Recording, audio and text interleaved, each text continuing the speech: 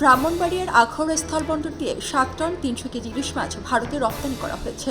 26 September সন্ধ্যা 6:30টার দিকে প্রথম চালানে এসব মাছ পাঠানো হয়। এর আগে সকাল 10:30টা ও বিকেলের দিকে মাছগুলো বন্দরে আনা হয়। কাস্টমস ও বন্দরের ব্যবসায়ীদের সাথে কথা বলে জানা যায়, স্বর্ণালী ট্রেডার্স নামে একটি প্রতিষ্ঠান 4 টন ও বিডিএস কর্পোরেশন প্রায় 3 টন মাছ রপ্তানি করে।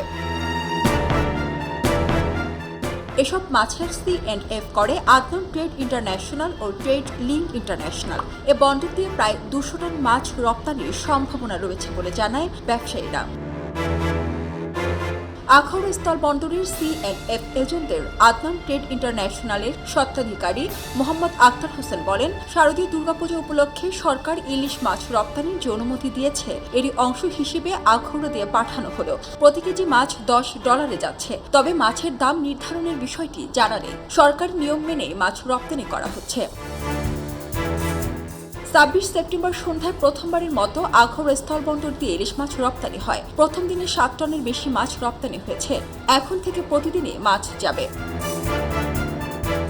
আখাউড়া স্থলবন্দরের রাজস্ব কর্মকর্তা বলেন, বাণিজ্য মন্ত্রণালয়ের নির্দেশনা মোতাবেক মাছ রপ্তানি হচ্ছে।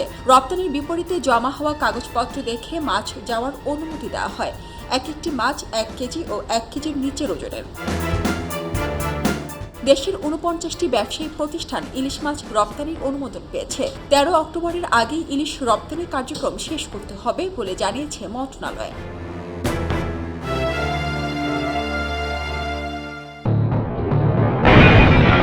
সবাই যখন জোয়ারে গা ভাসায়, কেউ কেউ শিরদাঁড়া সোজা করে ঘুরে দাঁড়ায়। সময় যেখানে প্রতিনিয়ত হার মেনে নিতে শেখায়, কেউ কেউ চ্যালেঞ্জ ছুড়ে দেয়।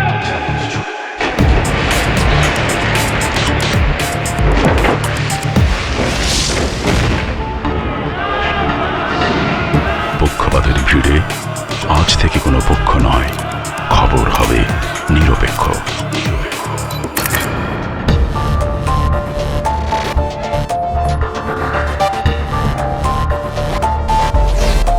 বানোয়াট তথ্যবাদ, খবর হবে নিখাদ। ভেঙে গুজবের শিক, খবর হবে নির্ভীক।